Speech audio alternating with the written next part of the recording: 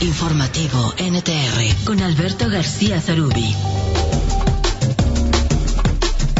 Ayer en la noche, en un mensaje televisado por más de una hora, el presidente de Rusia habló sobre sus motivos para invadir estas zonas de Ucrania y utilizó muchos argumentos históricos, el presidente Putin, lo que nos habla que detrás de una guerra siempre hay motivaciones históricas de territorios que eran de un territorio y posteriormente se liberaron, y en este caso la historia de la Unión de Repúblicas Socialistas Soviéticas tiene mucho que hablar, y quizá esto es lo que esté imperando. De hecho, Joe Biden ayer en la noche también dijo y reconoció que Vladimir Putin quería restaurar este régimen de la URSS.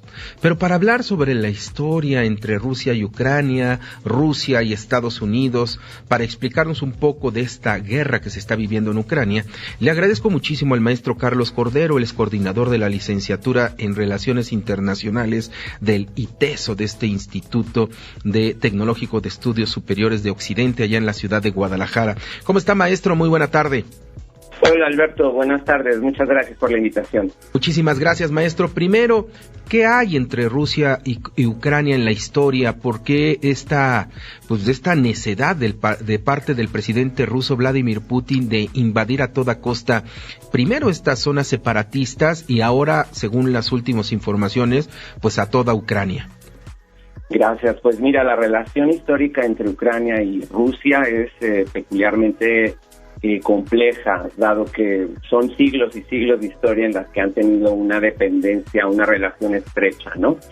Para no irnos muy atrás en el tiempo, nada más poner un dato sobre la mesa, pues recordar que la fundación del gran imperio ruso se da precisamente en Kiev. En unos momentos estamos hablando del siglo XIII, siglo XII, entonces hay una relación estrecha históricamente.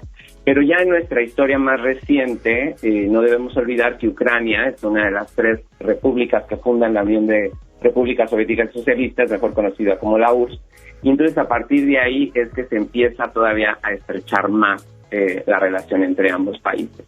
Ahora, particularmente en las dos regiones que ahora se autoproclaman independientes, pues no debemos de olvidar que durante el periodo soviético hubo una, gran mezcla étnica, ¿no? Se movían a los rusos hacia Ucrania, los ucranianos hacia Rusia, y casualmente en estas dos regiones, pues la población se identifica más con los valores rusos y sobre todo con la cultura rusa. De ahí que Vladimir Putin pues encuentre un argumento para decir que estas poblaciones no están siendo incluidas en el proyecto ucraniano, alguien las tiene que defender, ¿no? Y en buena medida, ahí es en donde se sostiene este discurso de que los ucranianos están perpetrando un genocidio en contra de la población rusa que vive dentro de Ucrania. Sí, entonces realmente pudiera estar en materia de mensajes regionales Vladimir Putin recobrando un territorio que quizá le pertenece o le llegó a pertenecer durante mucho tiempo a Rusia. Así es, pero sobre todo un territorio que fue administrado durante la Unión Soviética por, Moscú más que por Kiev. Y en ese sentido, pues lo que estamos viendo es un reajuste de las fronteras producto de la disolución de la Unión Soviética.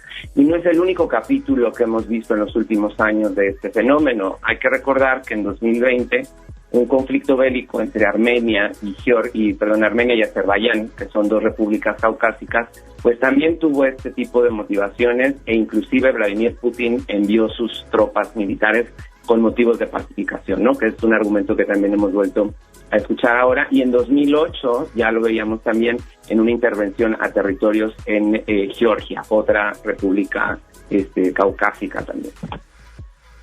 Durante toda la Guerra Fría se tuvo la pesadilla de un enfrentamiento directo entre la URSS, entonces la Unión de Repúblicas Socialistas Soviéticas, y los Estados Unidos.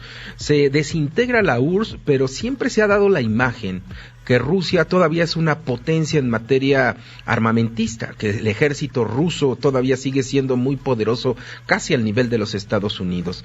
¿Cómo es Rusia realmente para comprenderlo? Porque nos hemos quedado quizá con esta vieja idea que Rusia es una gran potencia y por lo pronto a lo mejor no se está viendo a nivel mundial o no lo está representando. ¿Cómo es Rusia actualmente, maestro?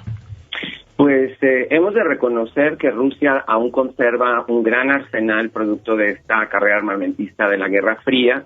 Definitivamente cuenta con armas nucleares y durante la gestión del gobierno de Vladimir Putin, que ya se ha extendido casi 20 años, pues ha conseguido modernizar sus fuerzas militares.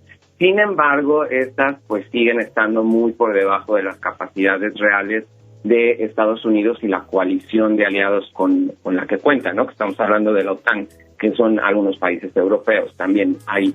Pero ahora, yo creo que lo que vale la pena señalar es que este incremento del poderío ruso que estamos viendo, esta percepción que tenemos de superioridad rusa, en buena medida es consecuencia de la debilidad que hemos observado en las estrategias militares norteamericanas, ¿no?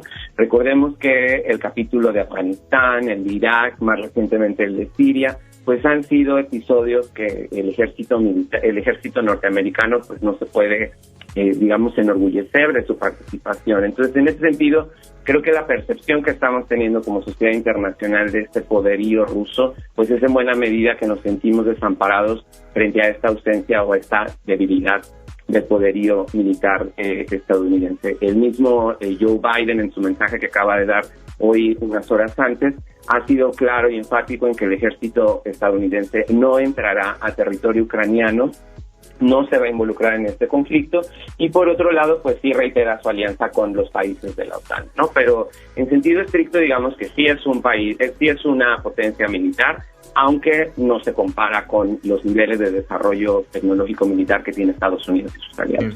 Ahora, el papel del presidente de los Estados Unidos en algunos sectores ha sido calificado como blando. Sin embargo, me parece que ha sido benéfico para que la crisis no escale a nivel mundial. ¿Cómo ve usted, maestro, esta posición de Joe Biden, pensando que a lo mejor si estuviera Donald Trump hubiera ordenado a lo mejor alguna locura, ¿no? Y esto hubiera todavía incrementado más la crisis. Esta decisión de no mandar tropas de Estados Unidos a Ucrania, pues abona a que la guerra no sea más intensa, ¿no?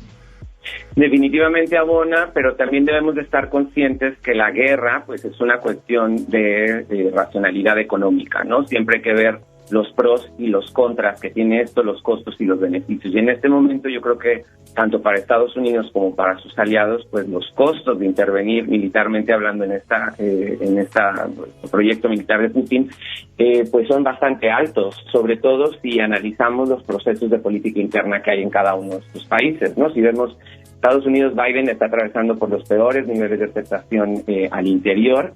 En el caso de Reino Unido, uno de sus aliados principales, pues también Boris Johnson está atravesando por una crisis de legitimidad muy importante.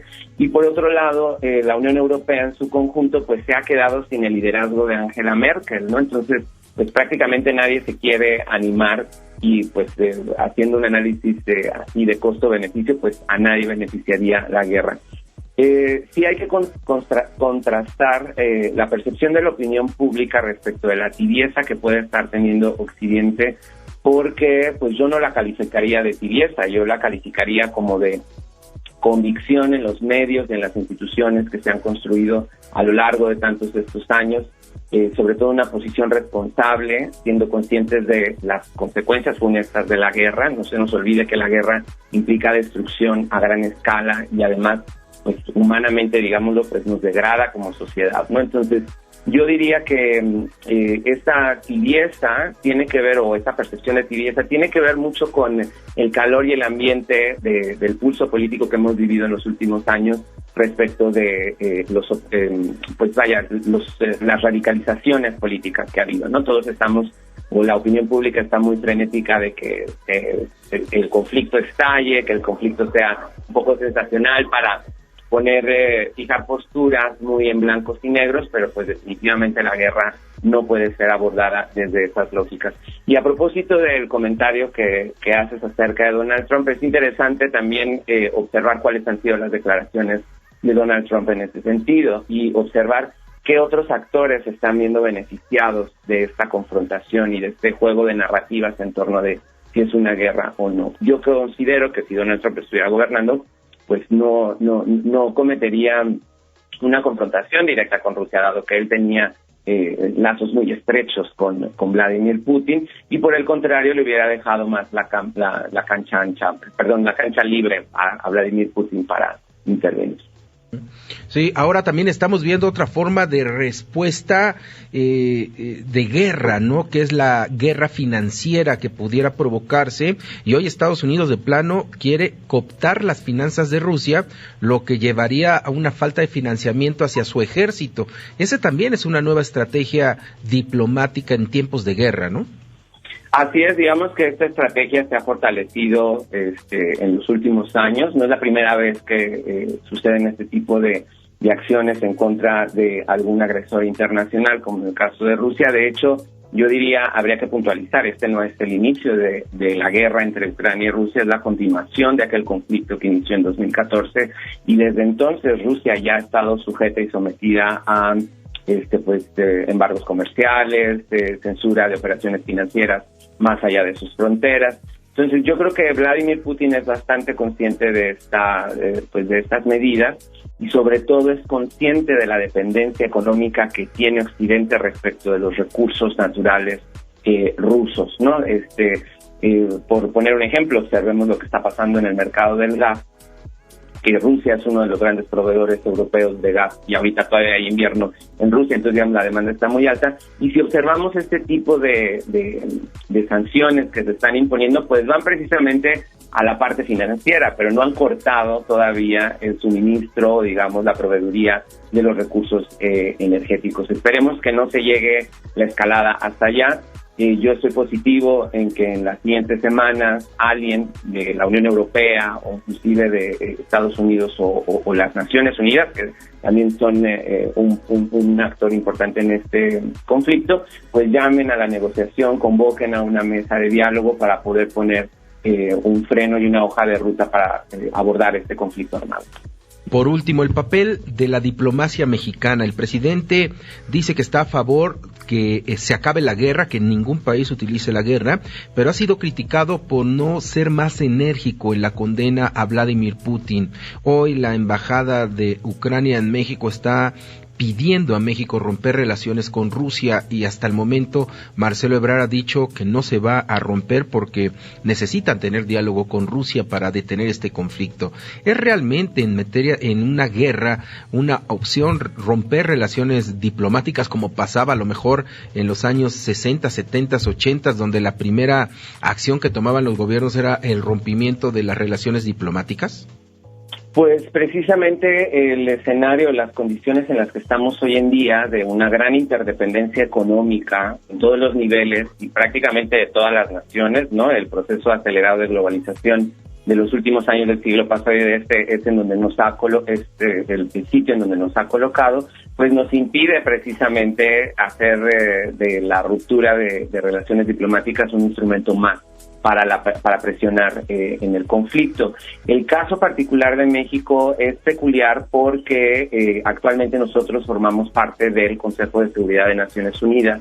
Entonces, cualquier movimiento en falso que hagamos nosotros podría tener repercusiones en estas negociaciones de alto nivel en las que pues participan los miembros permanentes y los miembros que no somos permanentes, y de ahí es que yo rescataría o señalaría que la prudencia con la que está actuando la Secretaría de Relaciones Exteriores pues es la acertada para no incrementar las tensiones en el mundo y poder facilitar un ambiente de diálogo que en el fondo pues beneficie a la población ucraniana, que en este momento digamos son las grandes víctimas y no lo debemos de perder de vista. Sí. Maestro Carlos Cordero, coordinador de la licenciatura en Relaciones Internacionales del ITESO allá en Jalisco, le agradecemos muchísimo esta plática para poder entender lo que está pasando allá en Rusia y en Ucrania. Muchísimas gracias. Gracias, Alberto. Saludos a la audiencia. Muchísimas gracias. Ahí está, complicadísimo entender un mundo que no conocemos, ¿no? La historia, las intenciones, los símbolos que se utiliza por parte de Vladimir Putin. Escuchaba a las agencias internacionales denunciando, o más bien informando, que Vladimir Putin llevaba por lo menos discursos de más de 1 hora en televisión abierta en Ucrania. Cosa que antes no se veía, ¿no? A un presidente, pues hablando en los medios de comunicación, explicando las acciones militares Cuando pues había una guerra, pues se cerraba la conversación y lo único que hablaban lamentablemente eran las balas.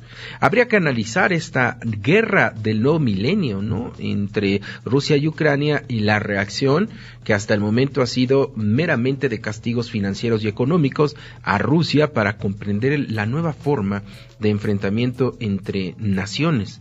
No solamente son los ejércitos, también son las economías las que estarían en guerra.